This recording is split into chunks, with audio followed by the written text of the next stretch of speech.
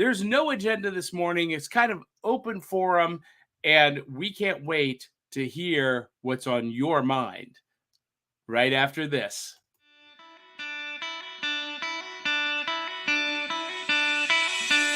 It's like Coca-Cola, Levi Strauss, Johnny Carson and Mickey Mouse.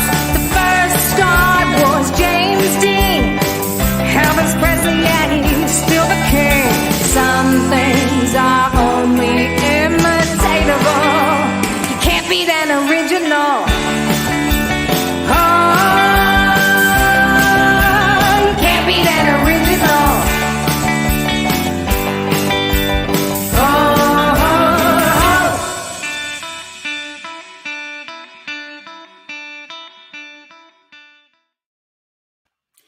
Hey there, friends and foes. Good morning, Multiverse. Welcome to the Virtual Rec Room. This is Back of the Cereal Box, a pop culture podcast that celebrates the fun of the Saturday mornings of our youth while surviving adulthood today. I am your host, John Pyka, the prophet of pop culture, and Avengers comic books, Star Wars movies, and Saturday morning cartoons made me who I am today. And this morning, I am enjoying a bowl of Waffle Crunch from Malto Meal. And let's welcome in my co-host, the emotional support Canadian, the Peppermint Princess, your favorite barista, and the social media socialite, the one, the only, Willow Skylor. Good morning, Willow. Oh, we have no sound from Willow. She's on mute. Sorry. Hello, everyone. Good morning, Willow. And look who just joined us in the rec room. But before we bring Ivy up, Willow, we have new listeners. We have new viewers every week. Tell everyone who you are, what you do, and what your pop culture passion is, and what's in your bowl this morning. Well, okay, so today is podcaster by day, photographer by later day. I am going to be working at our furry convention this weekend as a photographer and videographer. Wild Prairie Furs. The theme is Tropical Paradise. So those of you who have no idea what a furry is, it's people that like to dress up as animals. All right.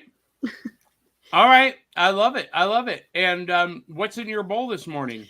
It is the Frosted Flakes Honey.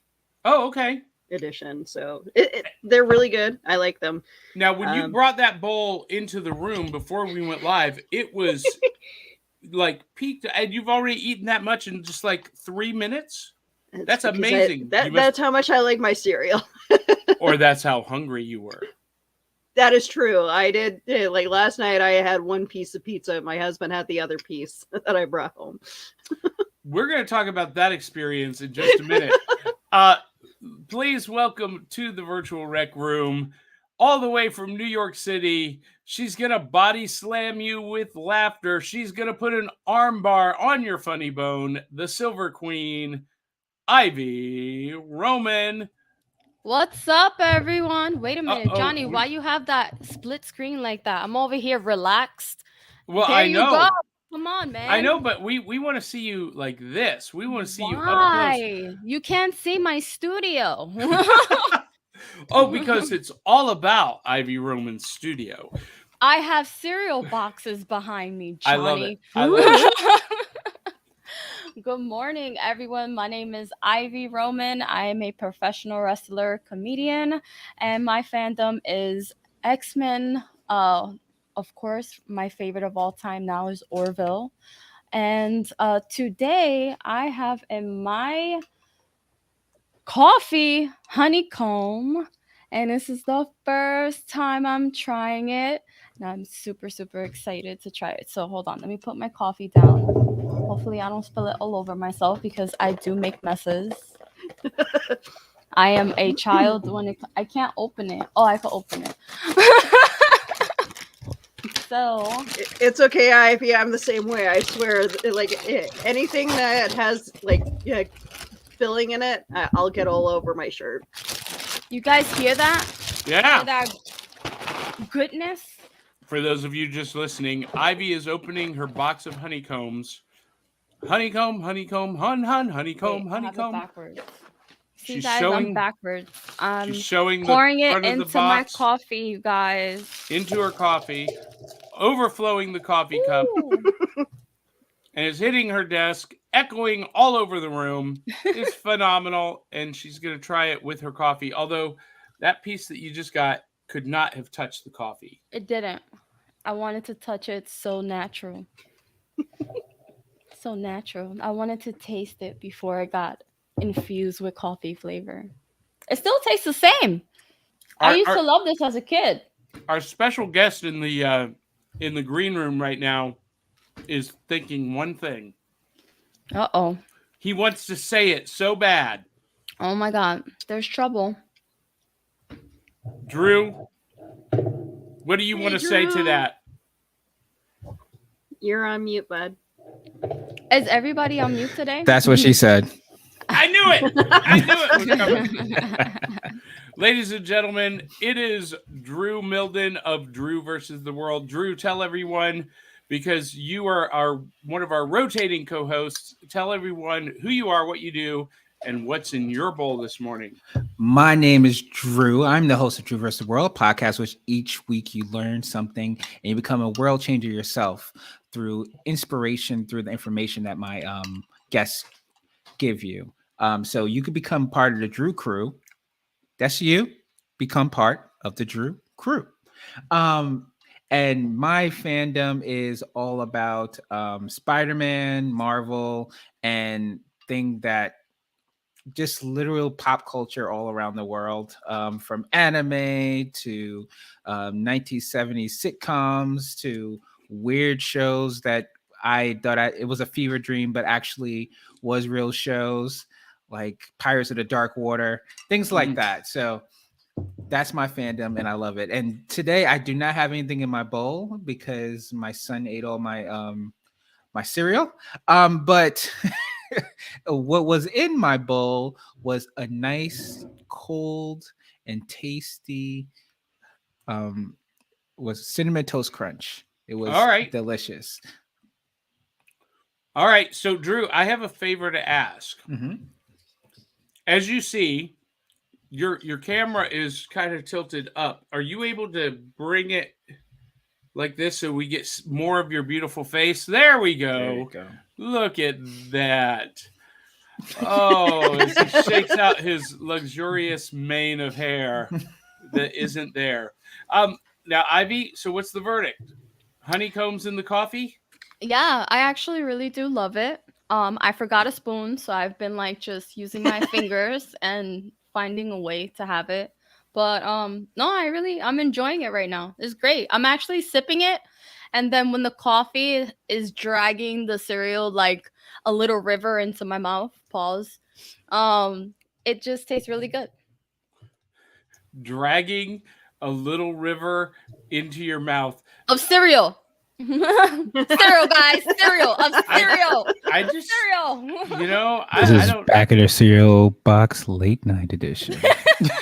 We did that last weekend. So, so we are called Back of the Cereal Box because I am of an age where we did not have smartphones or tablets at the breakfast table on Saturday morning. We were reading the back of the cereal box, or in this case, the back of the cereal bag. That was, in between cartoons, comics, kaiju, kung fu movies. That was our newspaper. That was our world. That was our portal. And so this show celebrates all of the fun, cool stuff about pop culture from the back of the cereal box. And I don't know about you guys, but when I was a kid, and even still today, after Saturday morning cereal and cartoons, I was hopping on the bike and riding down to the pool or riding down to the mall or going to Saturday matinee movies. And that was my my Saturday experience. What about you guys? Yes? No? Maybe? Well, Yeah, very much the same. Outside pretty much all day. Even after the lights on around the area would go on, we would play tag at night. There was a game that we loved to play called Monster, and what we would do is as we were finding everyone, the monster would grow and grow until we found everybody that was hiding around the neighborhood. And it would literally span like 3 or 4 yards, depending on where it started from. Like my neighbor, and it always seemed like there was more kids like every night that we would play this game. Yeah, so in New York, that's called manhunt, and Everybody has a different and theme. Yeah. it's not really legal to go into buildings and hide in strangers' buildings, but it was either you were running from the person trying to get you, or you're trying to get the cops from chasing you down from trespassing. So yeah, that you have a right with Pixar, Disney. It's cute. I love it. But nothing fires me up like running from the cops on a hot summer day. Johnny's like, Ivy, you running from the Yes, cops? yes, and yes, Ivy. I remember those late nights or early mornings, and you just get everybody from down the block or everybody in the building, and you just go outside, and everybody's just sprawling around like literally 6 blocks of Brooklyn streets, and then everybody comes together, and you're searching for like 2 or 3 people that may be in an abandoned building. Now, Ivy Roman recently got to experience true rural mid-America life when she came down for ICC Con and stayed with Dee Bartee. And Dee Bartee lives out in the middle of nowhere. And out there, the crickets are so loud. Ivy's like my cousin Vinny. Like, what was that? No, What's all those I little loved lights it. floating around in the sky? First off, you guys don't give me any credit and think just because I'm a city girl, I don't know anything about the woods. I have been hiking and trailing and camping since I was 10 years old, and it was a breath of fresh air for sure because it's something that I missed. But you guys, there's a story about my Uber Eats. I was so hungry at like 10 o'clock, and I was like, hey, Dee, is there anywhere I can what's the quickest location that can deliver to you? And she looked at me, she goes, oh, honey. I said, oh, I think I want to go home now. I couldn't get food on demand. I said, oh, I don't think I like this. Johnny, you're muted. Everybody has the mute bug today. In Fairview, where Dee lives, there's only one restaurant in town. Mm-hmm. One. That's it. Yeah. Anyway, we mostly ate in Nashville. Speaking of which, where in the world is Dee Bartee? I messed that up. We're gonna edit that in post. Where in the world is co-host Dee Bartee? So we're gonna consult the Magic 8 Ball. We've not had to consult the Magic 8 Ball in a long time. Okay. Will Dee Bartee be joining us this morning? No. And the answer is most likely. Most likely. I hope so. I miss her. I think the Magic 8 Ball is lying because she told me yesterday that she has family in town and she's not going to be able to join us. But maybe the 8 Ball is telling the truth, and maybe Dee will join us later because I think it would be a lot of fun for Drew to ask Dee anything. Yes. Well, hang on. Maybe the shinning will work. Hold on. I can't believe I got my tongue tangled all over that card. Anyway, before we get to that, what's happening on your desk, Ivy? I'm hearing this. I'm actually texting Dee right now. Where are you? That was my finger just texting Dee like, Dee, this is the message. Oh, that's funny. We're live. Well, while you're doing that, I'm gonna go through some comments here. Dave Mattingly says, good morning, box tops. And Carl Witzman says, the Peppermint Princess's magnetic shirt attracts all messy food. So it's not you, Willow. It's the shirt. No. It's us. I'm messy. You see this? You see this beautiful Fabletics shirt that I'm wearing right now? I'm surprised it is not stained yet. And watch me stain it later on today. Just saying. Well, speaking of which, last night I had some delicious sweet and spicy chicken wings from Sam's Sports Grill in Nashville, Tennessee, and I dropped the plate. Oh, and no. So I got the sauce all over me. And I still went to Walmart and nobody noticed.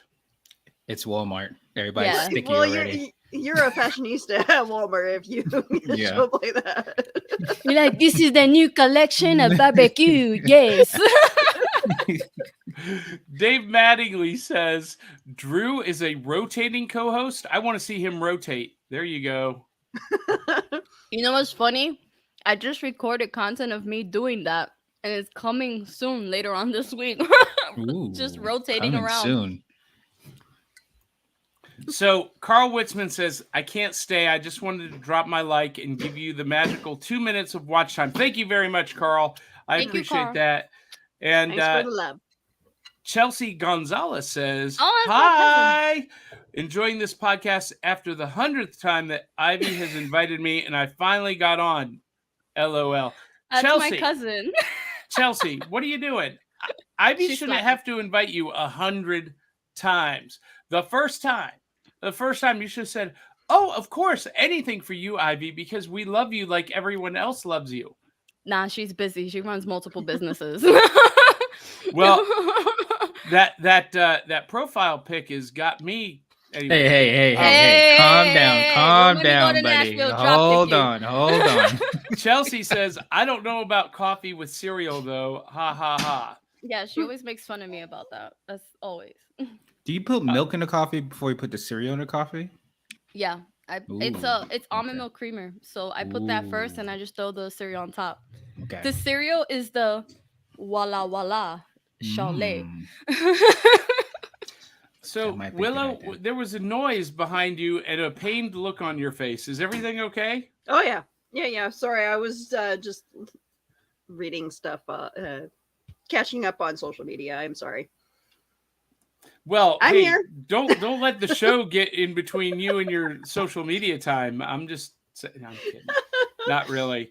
Anyway, Chelsea Gonzalez also says, I promise I've tried. Life has got me. I know, boo. I love you.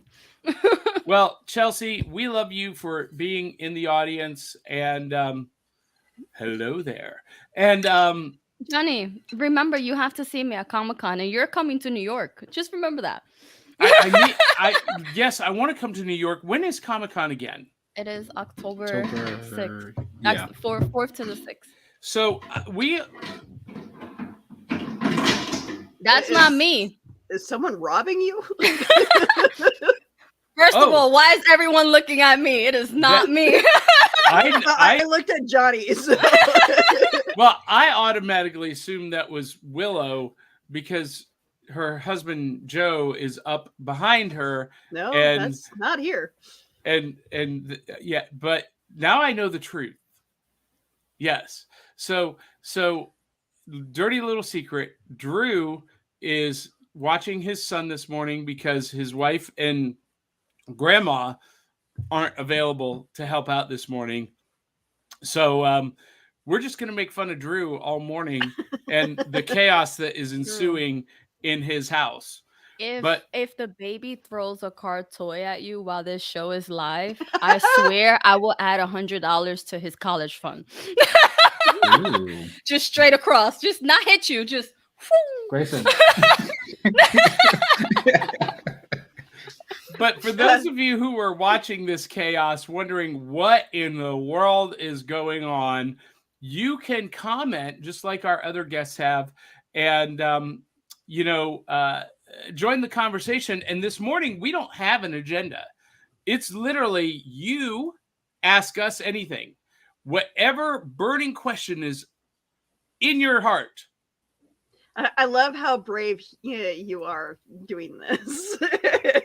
Oh, Johnny, did you see my text about Seth MacFarlane, fake guy, trying to send Yeah. people to talk to me? And Yeah. the hackers are at it again. They're really trying really hard. They wanted me to write Seth a message on Telegram. And Telegram. if you don't know about Telegram is a social media app like messaging, like Messenger and WhatsApp. And this is the type of social media that's attached to your phone number. So be careful, you guys. The No. hackers are hacking and they're looting everywhere. So just make sure you have your second authentication and you protect and you don't talk to people that don't follow your friends. Now, Ivy, Again, no thanks. Ivy, I think there's more to this story than you're letting on. Because I was hacked. Oh no! I got hacked. Oh, My no. wrestling profile This is personal. got hacked. This is personal. Don't let these nobodies get y'all. Don't let them do it. Don't let them do it. So we were talking about the Orville. Ooh, And yes. Drew, have you been watching the Orville? Have you seen that show? I watched the first season. Okay.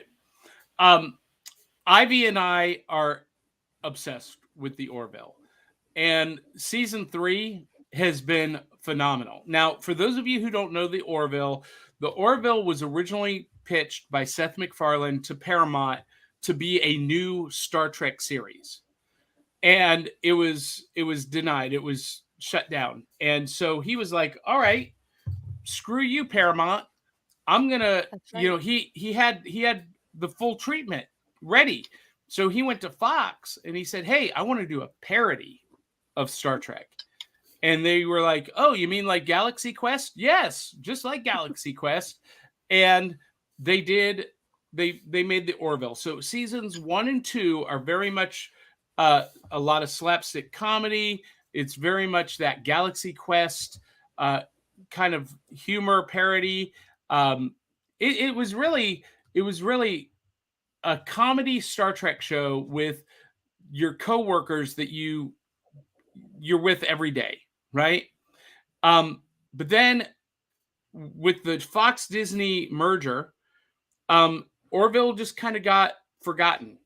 Season 3, what's going on with it? And Disney came to Seth and said, we want you to do the show that you want to do.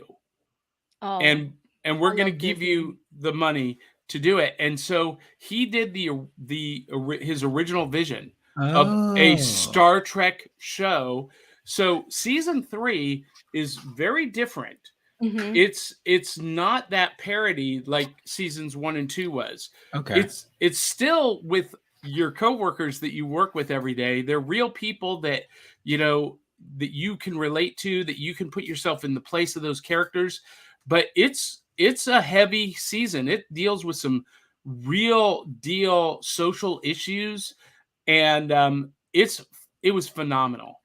And that's what I love about it. It entertains, it educates, it brings awareness, and like truthfully, like I sent Seth a DM just like thanking him because Battlestar Galactica, and I'm gonna keep saying this, used to be my favorite show ever, but Orville pushed them aside like a side chick on a Wednesday. So I am super grateful for I'm super grateful for Disney because this show has literally continue to open up my imagination for my own creativity, and I just love it, and I hope Seth fights for more seasons. At least I'll be happy with another 2. Yeah, we'll see what happens. Now, Dave Mattingly says Orville season 3 has been amazing, but my favorite episode is still season 1's Firestorm, and it's still been so long since I watched that episode. I'm gonna have to go back. Oh, that was a good one. Dave is my other Orville buddy. Like literally, he messaged me when the season 3 came out. Have you seen it yet, Ivy? Have you seen it? I was like, I'm watching right now. I'm excited. We always talk about Battlestar Galactica. We always talk about Star Trek. Do you guys remember or did you guys like Stargate? So I love SG-1? Stargate. I absolutely love Stargate. I That was my loved jam. I love the movie. The movie is in my top 10 favorite movies of all time. And I felt like it deserved a proper sequel. I never got into the TV show though. And part of the reason is because I typically just don't I don't typically like TV shows based off movies. There's one exception, and that is MASH. I loved the TV show MASH. But the movie by Robert Altman, it's considered a masterpiece. I wasn't as in tune with the movie as I was the TV show. So that's kind of the only Yeah. exception there. Mhm. But like Alien Nation, I didn't get into that. Yeah. The movie was brilliant, but just I don't know. There's today it's a little bit different. See, back in the day when they did Alien Nation, when they did Stargate, there was such a clear divide between movie actors and TV actors. And so they never really crossed streams. Well, the MCU has changed that forever. Completely. So now it could be different. Now I might enjoy shows based on the movie property if they can keep the same actors playing the characters. And that's been one of my problems actually with the DC extended universe on film is, little controversy here. Why are you going to cast Ezra Miller as the Flash when you had at the time 6 seasons of Grant Gustin playing the Flash that fans loved and could relate to and wanted to be in the movie? Everyone, Well, Never That- mind. Why are they still keeping Ezra Miller? So as a Flash fan, he's my number one DC character, like all in all. Drew, you Grant- can't take all my people, man. You gotta leave somebody you have for Storm. me. You have Storm. I You have Storm. know, So- but still, fine, whatever. I guess he's a boy. You can have him. But I felt like Grant, he was amazing. I've seen every season of The Flash. He was amazing. But I think he wants to do other things, honestly. Think about doing the same show over and over and over again for 6 seasons. Well, probably more years. it's 9 now. Now, Mhm. exactly. And at that point, he probably just was like, no. And then you don't really see that happening though, ever. I don't think I've ever seen somebody who played the actual character on a show transform into being the character in like the actual movies, if I can think of. There have And been he put- examples. I can't think Yeah. of them right Yeah. off the top of my head, but there have been. I feel like Ezra Miller, and even his casting was kind of like off for me too, because he doesn't even look like the Flash, really. Like the facial structure, the hair color, all of that. They try to change it up. And honestly, they can get somebody who could do it better. And Grant just needs to sit down, do something else with his life, because I don't want him to be trapped in the Flash costume for forever. Well, it's too late. It's too late. He already is. And so why not make all of the fans happy by look, here's the problem. For those of you who are listening in the future and you don't know what we're talking about, so there's all of this controversy coming out right now because the star of the upcoming Flash movie, which has finished filming, it's in post-production, Ezra Miller keeps messing up. In not in little ways. Yeah. In so, big Keeps ways. messing up. He is a mess up. let's just say Law and Order. They got nothing on this guy. Organize all the trilogies, all the seasons, just Law and Order. So Dun, dun. he's had problems with aggression, assault. A couple of weeks ago, there were allegations that he was running a sex cult. Then this week, he gets arrested for burglary. He's been pursued by authorities all over the country. He's been a fugitive, and now one of the girls who was a part of that cult has stepped forward with allegations, and it just keeps getting worse and worse and worse for Ezra Miller. And all of the fans online, I mean, almost without exception, are saying, dump this guy. for a while there was some people saying, well, yeah, he can get help, and by the time the movie comes out, maybe this will have all blown over. And No. but not now, not now. And now finally Warner Brothers is going, guys, Houston, we have a problem. And so now there are three options on the table at Warner Brothers. One, force Ezra Miller to get counseling, to get help, and then release the movie with a limited press campaign from Miller. And look, he might How do agree you to not do that. campaign Flash? Like that's the problem. Like, Well, all of the other characters, all of the other actors would be on Letterman and or Conan or whatever the shows are today. Letterman. Fallon, and oh, somebody sent Jimmy Fallon this clip. yeah.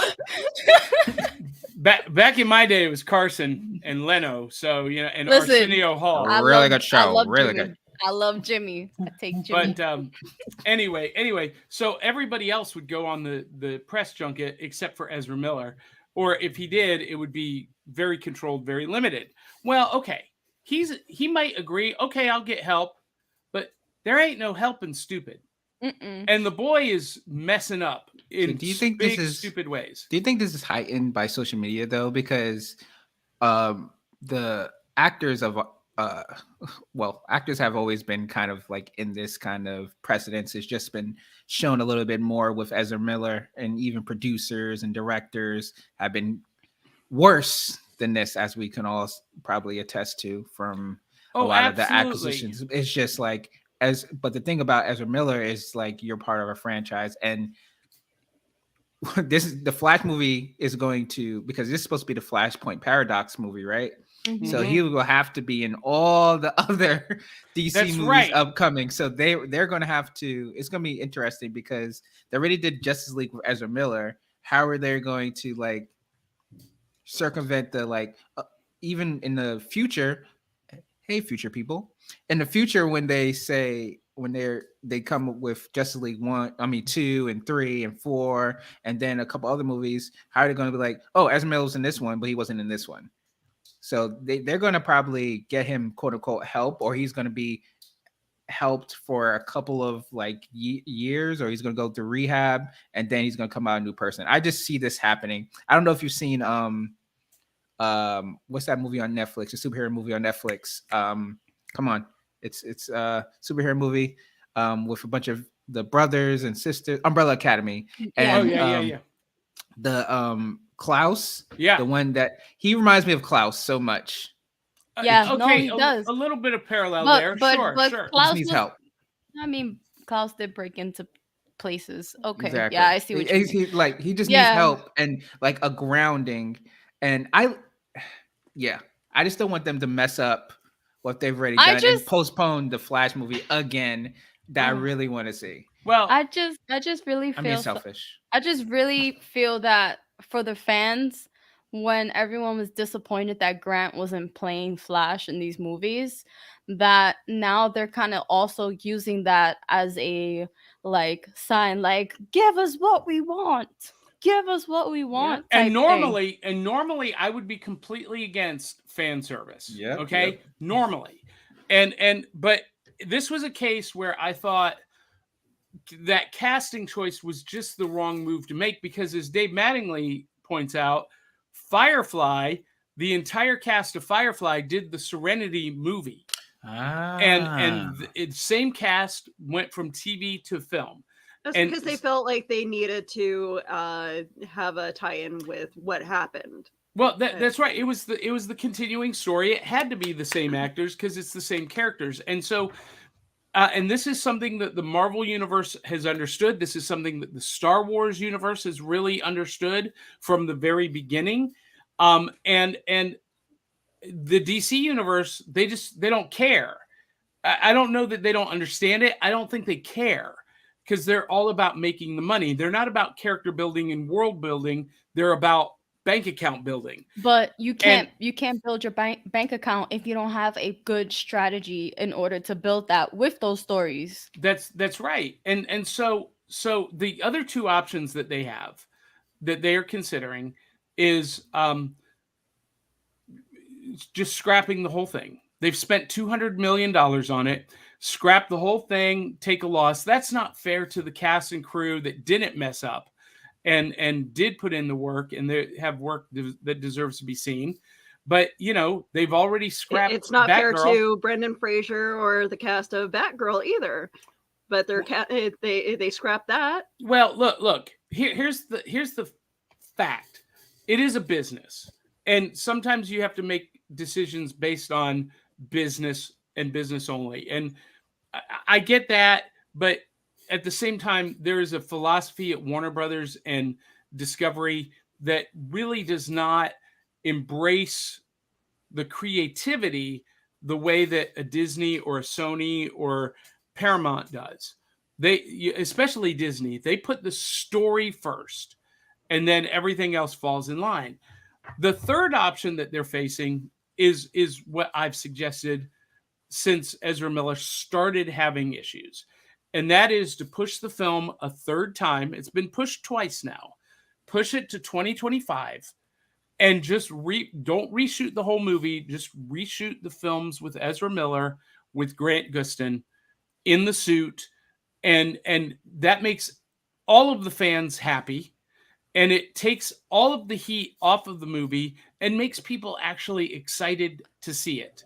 And I'm just a fan of seeing Grant get paid, because he is one hell of a Flash. Like, he embodied like who Flash is, like down from like everything. Especially like if they did a Supergirl movie, like I would want Melissa Benoit, because she's from CW. Like that was my everything. That was my show. But Well, she said she's done playing that role, so who knows? well, that movie got scrapped too. Mhm. So they were doing a Supergirl movie with a different actress playing Supergirl, and that's been shelved as well at Warner Brothers. They keep and if you didn't see the news this week, Doom Patrol and Titans is on the chopping block. I guarantee you by the end of next week, we're going to get the official news that it's been cut too. Titans can go. Doom Patrol, I like. Yeah. I've not seen it. I know it has a lot of fans. Yeah. Now, Dave Mattingly put in an interesting comment. He said, my all-time favorite TV show was The Middleman. Whoa. And do you know that I've never seen The Middleman? However, I love the comic book series. It's a TV show based on a comic book series, and the comic book series is phenomenal. Was it on Sci-Fi? I saw it on YouTube from a friend who sent me that, but it probably was. We should review it. We should review an episode. Willow, were you a fan of The Middleman? Did you watch it? I've never seen it. Me neither. Okay. High five, Willow. Didn't see it. Now, Dave Mattingly asks this question, and you guys in the viewing audience, you can ask us any question in the chat. Ask us anything. Dave Mattingly asks if y'all caught up with Sandman or Paper Girls. So, I'm gonna give you a hot take. I started Sandman. 5 minutes in, Uh-oh. the Sandman did his job for Johnny. You gotta watch it during the day. I started watching it on my lunch break. Drew, you're the same. It was so slow and so like you said, it put me to sleep. I did like Patton Oswalt as the Raven though. That was pretty hilarious. Yeah, Willow, have you started Sandman? No, I haven't watched Sandman yet. Here's the thing with me, like when it comes to all these like popular TV shows, it takes me a while to be like, okay, fine, I'll watch it. And a lot of it, like if it's slow for you guys, and my attention span's not going to be willing to put up with it. Are you riddled with ADHD? Probably. So Paper Girls, has anyone started watching Paper Girls? No, I didn't even know what that is. Yeah. So Paper Girls is on Amazon Prime. It is based on a comic book series about 4 girls in the 1980s They are literally paper girls in the 80s, and while doing their routes, they get swept up into this whole supernatural mystery thing. It's kind of like Scooby-Doo meets Stranger Things Oh, on that's cute. bicycles. And it was a very very critically acclaimed comic book series. Now, I've not started it myself yet. It's on the list. Probably I'll start watching it this week. See, my thing is I'm a movie guy. I love to sit down for movies. I can watch movies all day because it's a self-contained experience, right? You're 2 hours, 2.5, 3 hours, you're done. Beginning, middle, and end. Unless it's the John Wick movies. In that case, I'm just like, what did I just waste my time on? Whoa, hey, Hold on. chill out, buddy. John Wick Because movies. it wasn't shot in Nashville, okay? Exactly. Hold on, I'm like, wait a minute. What? Hold on, Like, I gotta those hold on. I best gotta trilogy. put on. One of the Hey, best cool me? trilogies of all time. About to be a No, foursome. no. What is? What are you talking about? That- Better with two dogs. We have totally different He doesn't tastes like- in movies. He doesn't like apparently. violence, apparently. Now, love- look. love Here's the that. thing. John Wick to me was pointless. There was no point to that. There was no redeeming. You don't like characters. dogs, Johnny? You don't like I love. dogs? Listen. I get that he's sad that his dog. He lost his got wife killed. and his dog, Johnny. Well, his wife died of natural causes. And she sent him a puppy to have That's love. all he And wanted. they killed it. So Look, they must die. They must. They Every- needed to remake the whole storyline of John Wick. Yeah, I like the fighting, I like the videography, but the storyline. Yeah. I mean, look, I can understand getting revenge on the one guy that killed the dog. Maybe it's still pretty extreme, but he is Baba Yaga. But going like 3 movies of He's an killing the entire assassin. He's an organization. assassin. He But- killed the big boss. The big And- boss's like. I kid. know, but it He just said in the first one, you know what? I'm back. That's it. That's all we need. Yeah, that's all I need. He's back. listen. The- Gunpowder. Back. Ivy, if you like John Wick, I'm going to recommend you watch Gunpowder Milkshake. Ooh, that's a good one. Okay. That's a good one. It's the same idea, but I think it does it better than John Wick. Yeah, it's has, like, to your point, it has more of a story behind it. Yes. And it's she's not a femme fatale. She's basically a girl assassin. You'll see. But it's Karen Gillan. the thing about John Wick is like you can turn off your cerebral cortex and just watch the movie. That's the best part. It's just That's like what I love about it. That's Well, what I love so about last night I went and saw Bullet Train. it. Ooh, how was it? I loved it, but it's that same kind of a movie. It was fast. It was violent. It had no redeeming value at all, but the production value was amazing. The directing and the writing, the characters were spectacularly done, and it was just a lot of fun. It is bloody, it is gory, but it takes place on a bullet train in Tokyo, going from Tokyo to Kyoto, Japan, and it's all about revenge. And it was great. It was great because it was like John Wick meets Mission Impossible movies. And it's directed by the same guy who directed John Wick. He directed the Deadpool movies. But this one was, in my opinion, better than those. So a lot of fun. you don't like Deadpool? You don't like Deadpool, Johnny? Listen, I hate the character of Deadpool. Hate What? Deadpool. Hate Deadpool. No, play that sound because that's what that sounds like.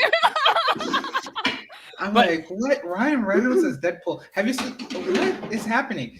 The Because series with Deadpool and Spider-Man is one of the greatest combinations of all time. Yes. All time. Listen, Deadpool was created by Rob Liefeld as a literal parody of Deathstroke the Terminator from the Teen Titans. He was created as a blatant ripoff, and Liefeld has even admitted that. And Didn't so he also create Dazzler? no, No, I thought Dazzler was created by Stan Lee and Roy Thomas in the 70s, and yeah, you need to check out the original Dazzler comics, Willow. Phenomenal. Epic. You mean from the 80s? Wait, I'm not, 70s. Johnny. I'm not over you We're not talking the joking. way you are about John Wick and Deadpool.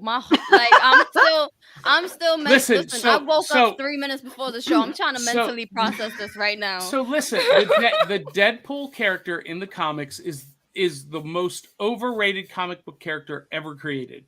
He's paper thin. There is no depth to the character of Deadpool at all. And I don't like that. I want characters who have depth, who have gravitas, who have real not, I don't want to say trauma, but who have substance, real emotional substance, and Deadpool just doesn't. And That's for the some, best part about him. well, I get that. For some people, that's an attraction, but not for me. It's not for me. And You know what? Everybody likes what they like. I'm not going to yuck anybody's yum. yeah, Yeah. No, I'm just kidding too. I'm just joking around. But like, But I really. really listen, Johnny. I say this from the bottom of my heart. I really hope they make another Deadpool movie and it comes out on Christmas. And when They had a Deadpool Christmas. I don't know. no, if you've yeah, seen I that. remember. Yeah, I remember seeing that. No, but another one, like DJ Khaled, another one. Another one. Well, speaking of mindless comics, and that's why I don't get into TV shows as much. If I'm going to get into a TV show, I have to be ready to make the commitment to night after night after night, or week after week after week. It's a big deal for me. So I don't watch as much TV as people think. Can I ask you, talking about movies, have you seen Lightyear? Yes, Thoughts? Comments? I loved it. It was pretty good. I It's a thought cute it was movie. Yeah. I thought it was a perfect movie. It was It- cute. It was everything it needed to be, everything it was supposed to be. I thought it was marketed horribly. Yes. Disney did not know how to get people on board with that movie, but the more people I talk to that have actually seen it, the more people I talk to who loved it. Yeah. I also went last week, speaking of good movies, DC's League of Super Pets. Oh, in this house, that's a sore topic. Really? Why Yeah. is that? My daughter and one of my best friends, her godfather, took her to see that movie, and she came home, and she's a comic book head. She went to me Comic-Con and everything. She loves comic books. She loves pets. So I was like, oh, it's gonna be a perfect movie for her. She's like, it's so boring. It was so boring. It was so boring, Daddy. I didn't like the dogs. I didn't like. She said she liked the I think there was like a pink pig or something like that, or It's a hairless guinea pig. Haiti scared pig. She's like, I like that. I want that toy, but No. that, Drew, I didn't. this is your daughter? Yes. Drew. And The hairless guinea pig is an evil. well, if you know my daughter, Your daughter's a it's not super too far. villain? It's not too far from her if you know her. I like Yeah. your daughter. I like her too. Where's Yeah, she it's not at? too far. Listen, So wait, the go ahead, hairless Willow. guinea pig are they owned by Lex Luthor? yes, Ooh, Yes. that makes sense. That yeah. makes The sense. the So- radiation that caused Lex Luthor's hair to fall out caused the guinea pig's hairs to fall out, Interesting. and also gave her superhuman abilities. She has telekinesis and telepathy and can control people, and she's That's vile. pretty much my daughter. It's pretty much my daughter. She likes Yeah. it. Oh, so I was hold like, on, Drew. okay. Let me get this straight. Your daughter is a potential super villain, Mhm. but is a genius because Yes. Lex. Yeah, it makes sense. You know, She like has- father, like daughter. Oh, thank you. Just kidding.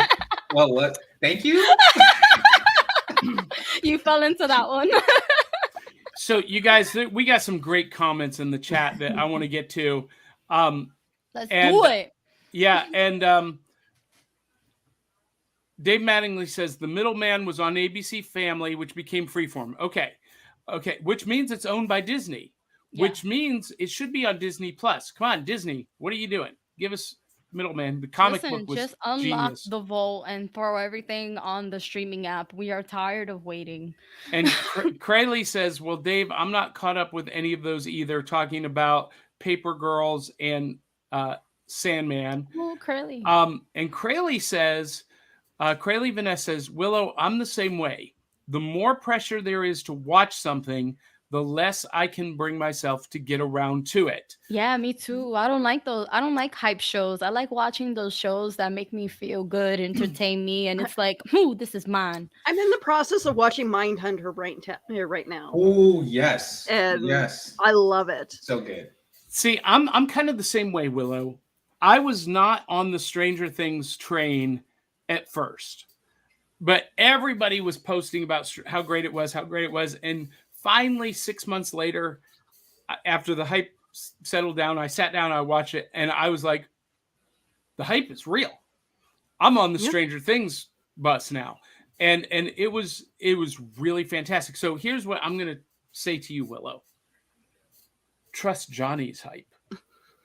When I tell you it's good and you should watch it, you should just say, if Johnny says so, there we go. You know, it'd be a good segment on the reels. Johnny recommends, like a Johnny recommends section. Just do a reel. That'd be cute. Yeah. Yes. 5-second clip of like why you like it. That's not a bad idea. Johnny staff picks. Yeah. And Dave Mattingly says Paper Girls is like a mashup of Stranger Things and Outer Limits with time travel and battle mechs. Battle mechs now has me sold. I'm going to start watching that show today. Ooh, yes, please. Another thing that I did that I've got burnt so much when it came to people saying, oh, this movie's great, you should go watch it. Bridesmaids? That was a shit movie. Wait, Pardon I like language. Bridesmaids. What's going on that side of the screen? Like, what's going happening? on over there? What's going on? Listen, I would have never gone to see Bridesmaids to begin with. Willow, I now question all of your life choices. I saw it on cable. I think that's why, because it was free. Maybe that's why I liked it. Same. It entertained me. It's pretty funny. But they had a great cast. Was They not really worth had- going to see it in the theater, guys. I'm so poor. I can't afford anything. I'm so poor. So, bridesmaid quote. Crayley Vanessa says the point of John Wick, the first one, was voyeurism. Okay. Some things in life are just super upsetting, and it's nice to imagine going on a massive rampage to deal with it. The assassin organization plot completely came apart for me in the sequels. Thank you, Crayley. This is my favorite comment of the show. But I'm a little bit concerned about Crayley. Nope, that's my girl. For her, it's nice to imagine going on a massive rampage to deal with it. Listen, Kevin Nash was in that movie. yeah. He told Kevin Nash that he said, "Good night, have a good night." And he just let him in the club.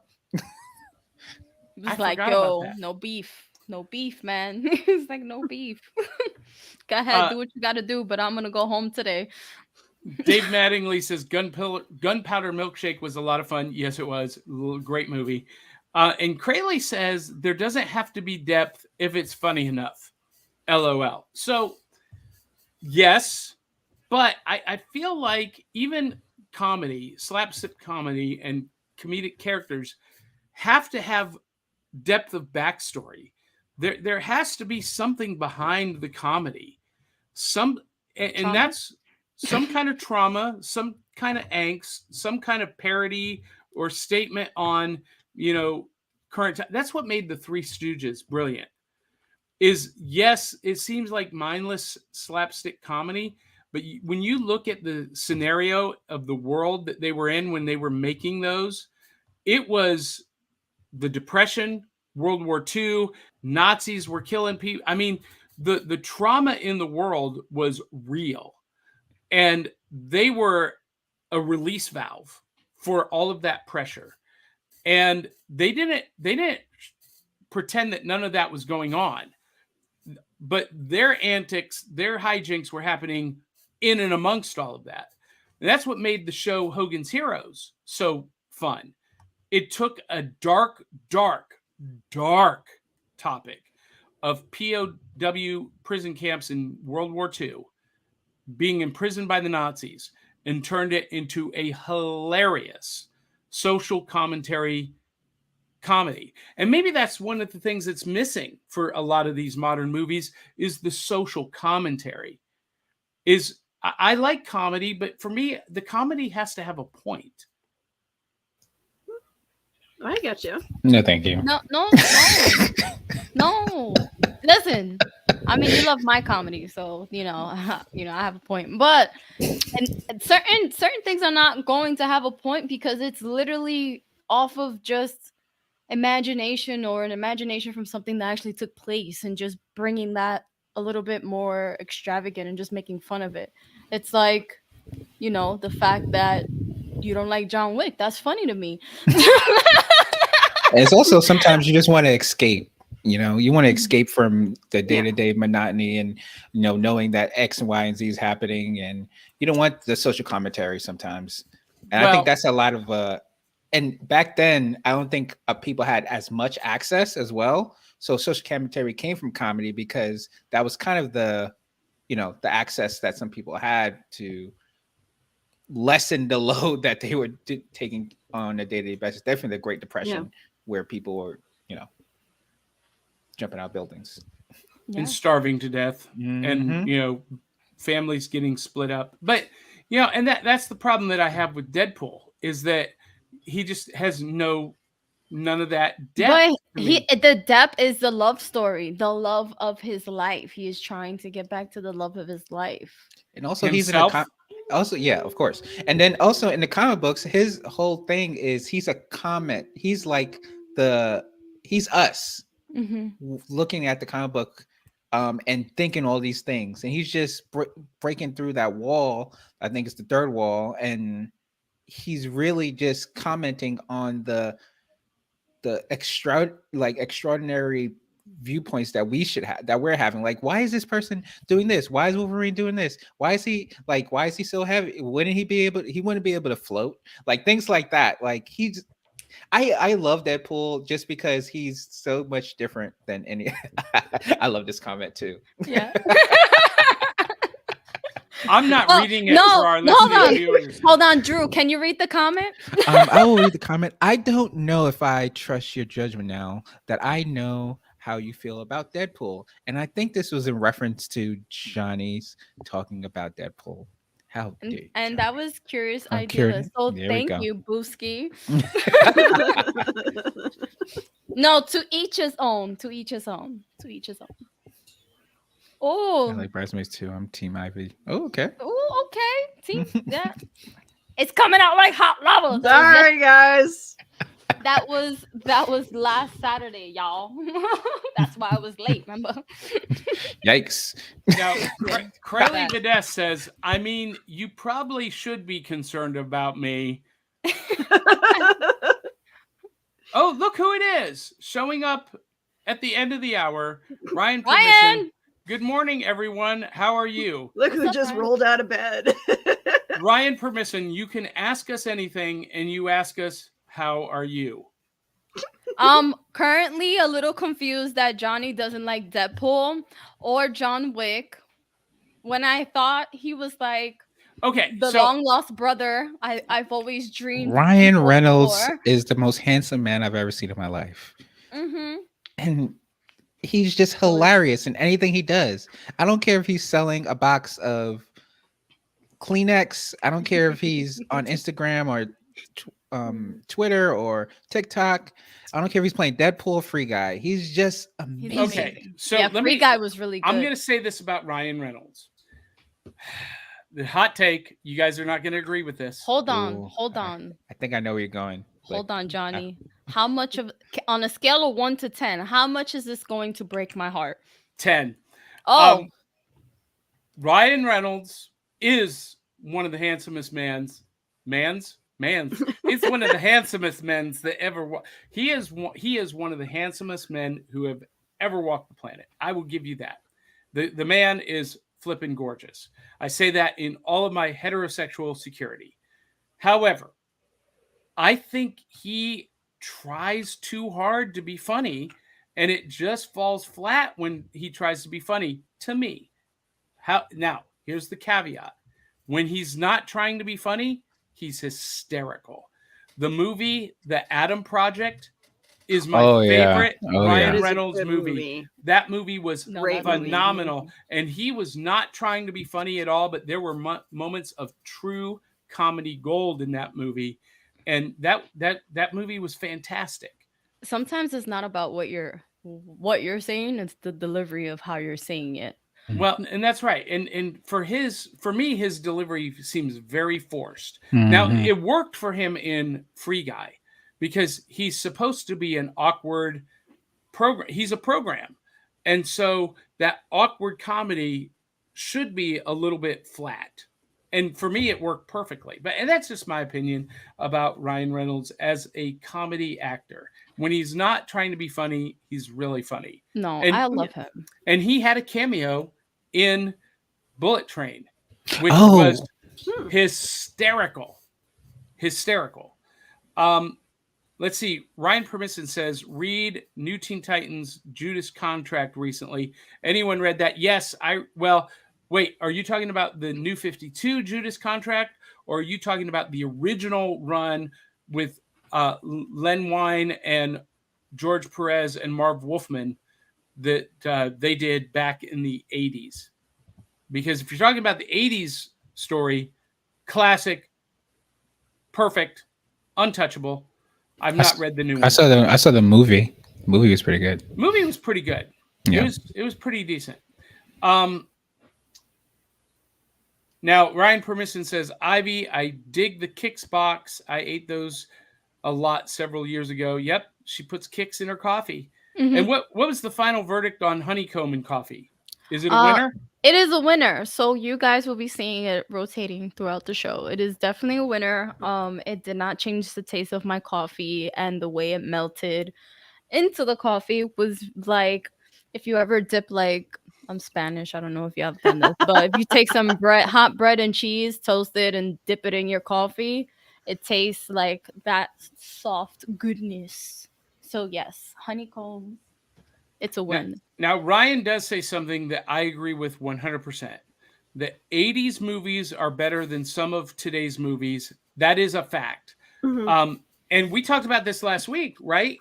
I think there, and I went on social media on our Facebook group on Facebook, and I asked people, what are some movies from the 80s that you feel like could be re-released today as if they were a brand new movie, marketed all over again as a brand new movie, and our fans came out in droves in the comments, and very few surprises in that list of movies.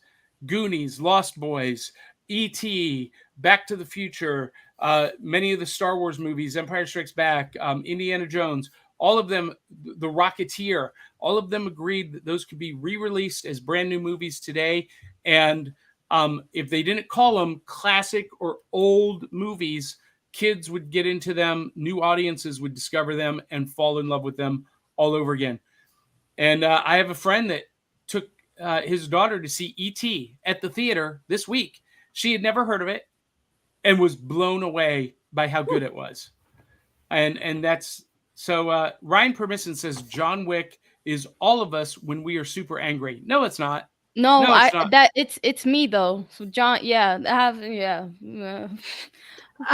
never once wanted to go on a murderous rampage, but not murderous rampage, but just like the level of just anger that, you know, when you're so angry, it's just a fire inside of you.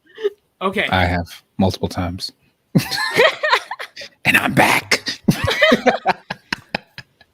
And I'm thinking I'm back. Okay, so the movie that deals with that topic is a movie called Falling Down. Oh yes. Oh wow. Yes. And it's an old movie, but Michael Douglas, and he does an amazing job in that movie. That movie is amazing, and it's all about the social commentary of dealing with stress and, the pressures of life. And when do you come to your breaking point? And just a little, anyway, it's a great movie. If you've not seen it, see it. I mean, Angel Love, Curious Idealist says, where have you been? Almost every movie these days has some social commentary. I'm impressed now when people can make a movie that engages you into a story. So here's what I'm talking about. All art should have an agenda. All art. Good art has an agenda because art has the power to impact lives and to change lives, change people's opinions. It should entertain, educate, inform, and have an impact. Any art. And because of that, good art has an agenda. Whether you agree with the agenda or not is up to you. But good art has an agenda. You know what doesn't have an agenda? Cotton candy. Cotton candy is delicious. It's fun. It's colorful. But it doesn't fill you up. It leaves you hungry for more. And nobody came away from the circus talking about the amazing cotton candy they had. That doesn't mean there's not a place for cotton candy. It's got a place. And it's got a purpose. And it fills a need sometimes, but you can't subsist on a diet of cotton candy. That's how I look at entertainment and art. I want filet mignon and potatoes au gratin with a side of Brussels sprouts glazed in bacon, honey bacon jam, and duck fat. And sometimes I would just want cotton candy. And it's okay. Both have their places. But see, Dave Mattingly says, I didn't care for Deadpool myself. And I'm going to say it's probably for the same reason. That breaks my heart, Dave. Now, Dave, look. Breaks my heart. Now, here's what I'm going to do. I've never seen the Deadpool movies. I've only seen him in the comics. Here we go. Okay? Here we go. So. Here we go. The reason I've never seen the movies is because I hate the comic book character. However, just for you guys, just give him a little chance. I will watch the movies and I will give you my opinion on the movies. Okay, so this is what I need, Johnny. I need a time lapse of you watching the movie. I want to see some expressions. I want you to pause it and give your opinion. I need just that first sequence. Like that first sequence alone in the first movie is like, yeah. It's a pizza. I'll watch it and I'll give you my opinion. But based on the comic book character alone, I've never been a Deadpool fan. Ryan Permisson says the Judas Contract graphic novel that he read was the original run of the Teen Titans with Wen, Perez, and Marv Wolfman. Great story. That's the story. Yeah, great one. Golly, there's so many comments. Man, we've lit up. I gotta go, guys. I'm so sorry. Yeah, Willow's got to go. She's got to go to the Furry Con. Those of you who have commented live during the show, we are not going to get to every comment. However, I will respond to every single one in on social media or on YouTube later. We're just not going to get to all of them. I apologize. You guys have been great watching the show. You guys have been amazing. We didn't even for hanging out. We didn't even get to Drew asking us questions. This has been a huge success. Yeah. So we need to do an Ask Us Anything episode again. Ooh. And we didn't even get to new loot. Yeah. I had new loot this morning. It's okay. We didn't get to any fun. of it. Oh, I love that. Cute. I love that. Here's my new loot. Ooh. The magnetic t-shirt. Mine is still in the Amazon box. I was trying to unbox it with you guys. So Willow's got to go. Willow, tell people where they can follow, find, and support you. Right. And then you can find me all over social media. I am the social media socialite. Although I'm not on that social media app that Ivy got hacked on. I'm sorry. You're not on Instagram? I am on Instagram. I thought you said something. I thought there was a different Instagram. app that you got. No. Okay, so Yes, I am on Instagram. You guys can Google my name if you so wish to find out where all the places that I am. And well, follow me on Instagram and Facebook and TikTok, because I will be posting all day about all my adventures at the Furry Con. Awesome. Awesome. And hey, Willow, you have admin access to the Back of the Cereal Box Facebook page. So post some of those pictures and adventures there as well. Absolutely. All right. Bye-bye, Willow. You guys have fun. a good day. All right. So, golly, what a fun episode. So, Drew, tell people where they can follow, find, and support you. I am live from the WFH studios. And if you want to go support me, drewversustheworld.com. Awesome. Awesome. Ivy? That was so cute. WFH. If you want to follow me, or send me a message, or you want to send me some money or book me for an event, hit me up at Healing with Ivy. You could catch my podcast, Healing with Ivy, comes out once a month, and we talk about all things self-care, mental health, and make sure you are taking care of yourself before you're taking care of others. Outstanding. Thank you, Ivy. For those of you who want to follow, find, and support me, johnpyka.com. This week, I posted a new review on our Back Issue Breakfast Club of Batman Scooby-Doo Mysteries. Check that out. This week, I will be doing a review of the Power Rangers versus Ninja Turtles trade paperback.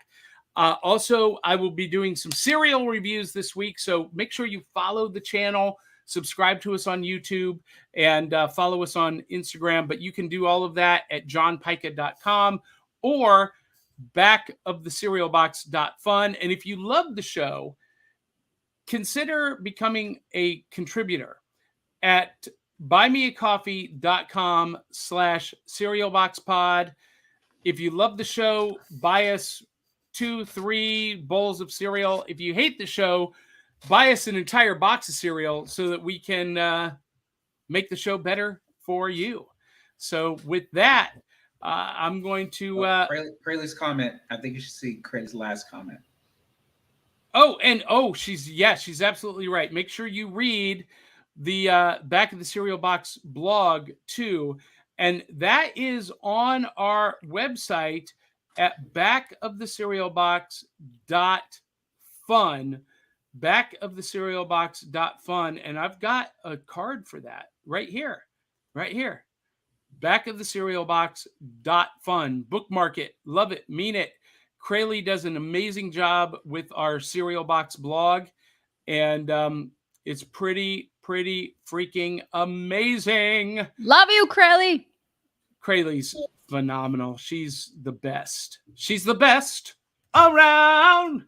Nothing's gonna ever keep her down. She's the best around. She's awesome. All right, guys and gals, friends and foes, we gotta go. I gotta go get some double stick tape for my son's graduation cap.